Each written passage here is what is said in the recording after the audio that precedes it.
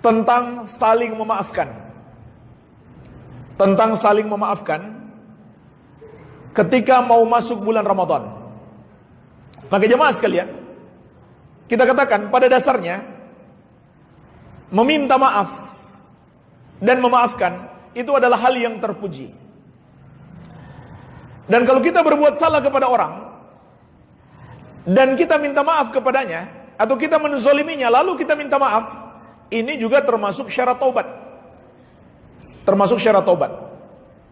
Dan sangat baik di bulan Ramadan kita bertobat kepada Allah. Itu sangat baik. Tetapi jemaah sekalian, kewajiban bertobat, kewajiban sepanjang hidup kita. Setiap waktu, nggak boleh ditunda-tunda. Jadi masalahnya di sini, dia akan menjadi salah. Saling meminta maaf itu akan menjadi salah kalau pertama menentukan waktu khusus yang tidak ditentukan oleh syariat. Mereka tentukan waktu untuk meminta maaf seakan-akan syariat menentukan hal itu menjelang Ramadan atau awal Ramadan atau di hari raya Idul Fitri. Mohon maaf lahir dan batin. Maka menentukan waktu seperti ini membutuhkan dalil. Kemudian juga termasuk kesalahan kalau seandainya kita menunda permohonan maaf kita. Kenapa? Nunggu Ramadan. Padahal baru di bulan Syawal, masih setahun lagi. Ya, hampir setahun. Itu juga tidak benar. Jadi jemaah sekalian, kapan saja kita buat salah kepada orang, kita menzalimi orang, langsung segera kita minta maaf. Jangan tunggu jelang Ramadan atau awal Ramadan atau Idul Fitri, kelamaan. Bahkan kita belum tahu apakah kita masih hidup,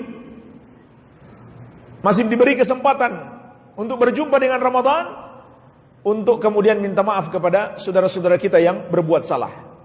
Begitu pula tidak ada contohnya dari Nabi SAW dan para sahabat meminta maaf kepada semua orang. Jadi kita nggak berbuat salah kepadanya, tapi kita minta maaf kepadanya.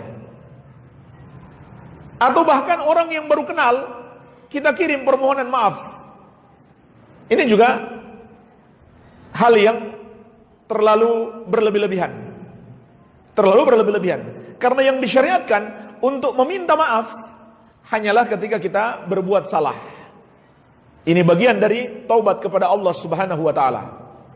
Dan juga ada hadis yang sering disebarkan. Katanya ini hadis anjuran meminta maaf. Saya bacakan hadisnya. Malaikat Jibril berdoa, Nabi SAW mengucapkan amin. Kemudian sahabat bertanya, doa apa yang engkau aminkan ya Rasulullah?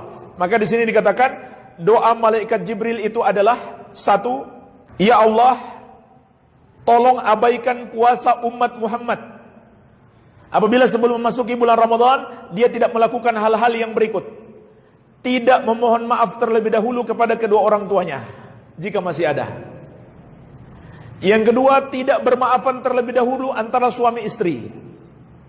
Yang ketiga, tidak bermaafan terlebih dahulu dengan orang-orang sekitarnya. Jemaah sekalian, ini hadis palsu. Rasulullah SAW bersabda, "Man kadzaba alayya muta'ammidan falyatabawwa maq'adahu minan nar." Barang siapa yang berdusta atas namaku dengan sengaja, maka siapkan tempat duduknya di neraka. Tapi bagian awalnya, yaitu Nabi SAW mengucapkan amin 3 kali, karena mengaminkan doa malaikat Jibril, itu ada hadisnya. Namun lanjutannya bukan seperti ini. Bukan seperti ini. Apa lanjutannya? Rasulullah SAW bersabda, "Inna Jibril alaihissalam atani faqal." Sesungguhnya malaikat Jibril alaihissalam mendatangiku seraya berdoa, "Man adraka syahra Ramadan falam yughfar lahu fadakhala an-nar fa'abadahu Allah." Barang siapa bertemu dengan bulan Ramadan, kemudian dia tidak juga mendapatkan ampunan, lalu akhirnya dia masuk neraka, maka Allah menjauhkan dia Kul, lalu kata malaikat Jibril, katakan wahai Muhammad, amin.